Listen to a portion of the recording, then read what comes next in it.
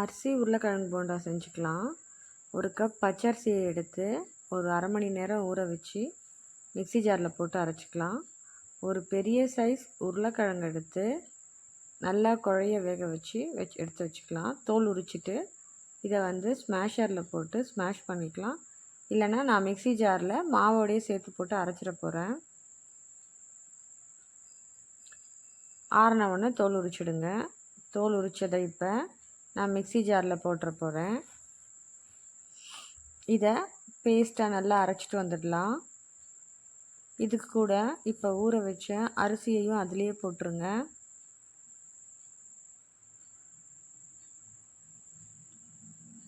தண்ணி கொஞ்சம் சேர்க்காதீங்க. அப்போ தண்ணி சேர்த்துட்டிங்கன்னா போண்டா போட்டு எடுத்துக்கும் போது நிறைய எண்ணெய் குடிக்கும். ஸோ குறப்பாக அரைச்சி எடுத்துக்கோங்க. ஒரு வெங்காயம் பொடியாக கட் பண்ணி ஆட் பண்ணிக்கோங்க. பச்சை மிளகா ஒன்று ஆட் பண்ணிக்கோங்க.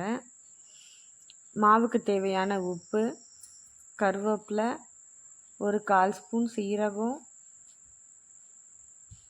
அப்புறம் ஒரு சின்ன துண்டு இஞ்சி அதை நல்லா தட்டி வச்சுருக்கேன். இது எல்லாமே சேர்த்து நல்லா கை போட்டு தளர பசைஞ்சிக்குங்க. ஈவினிங் டைமில் ஸ்நாக்காக பண்ணி கொடுக்கலாம் குழந்தைக்கு. இப்போ எல்லாம் நான் ஒன்றா மிக்ஸ் பண்ணிட்டேன். இது எப்படி போண்டா போடுறதுன்னு பார்க்கலாம். சப்போஸ் உங்களுக்கு மாவு அரைச்சி கொஞ்சம் தண்ணி அதிகமாக இருக்குன்னு தோணுதுன்னா ஒரு ஸ்பூன் அரிசி மாவை ஆட் பண்ணிக்கோங்க. கடாய் நல்லா காஞ்சிடுச்சு. இப்போ பொரிச்சு எடுக்கிற அளவுக்கு எண்ணெய் ஊற்றிக்கோங்க. எண்ணெய் நல்லா காஞ்ச பிறகு குட்டி குட்டியாக போண்டா அந்த மாவை குட்டி குட்டியாக போண்டா சைஸ்க்கு பிடிச்சி போடுங்க. இதை நீங்கள் அப்படியே கூட கொடுக்கலாம் குழந்தைக்கு. இல்லைன்னா ஒரு தேங்காய் கொஞ்சம் 2 ஸ்பூன் உடச்சக்கல்ல வச்சு சட்னி அரைச்சி அதோடையும் சாப்பிட கொடுக்கலாம். ரொம்ப ஹெல்த்தியாக இருக்கும். ஒரு உருளைக்கிழங்கும் கொஞ்சம் பச்சரிசியும் இருந்தாலே இந்த ஈவினிங் ஸ்நாக் ரெடி. நல்லா 2 சைடும் வேக விட்டு எடுங்க. உள்ளே நல்லா வேகணும்.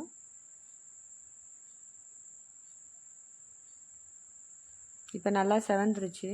இதை நம்ம இன்னொரு பிளேட்டுக்கு மாற்றிக்கலாம். இதே மாதிரி இன்னும் ஒரு 3 போண்டா போட்டு எடுக்கலாம். நல்லா கிறிஸ்பியாகவும் இருக்கும். எண்ணெய் நல்லா இரட்டும். எண்ணெய் இருந்த பிறகு நம்ம இதை மாற்றிக்கலாம்.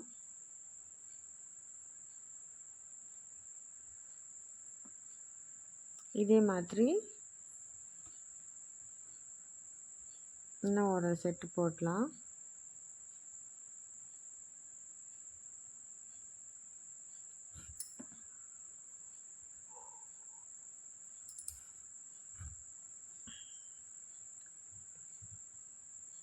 மாவு ரொம்ப தண்ணியாக இருந்துச்சுன்னா எண்ணெய் நிறைய குடிக்கும். ஆனால் நான் கரெக்டாக பதத்தில் அரைச்சதுனால பாருங்கள், முடிஞ்ச வரைக்கும் சிம்மில் வச்சு வேக வச்சு எடுங்க. உள்ளே நல்லா வெந்திருக்கு போண்டா.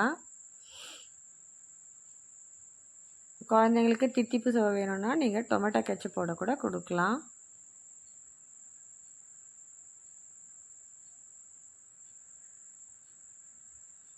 நீங்களும் வீட்டில் செஞ்சு பாருங்கள்.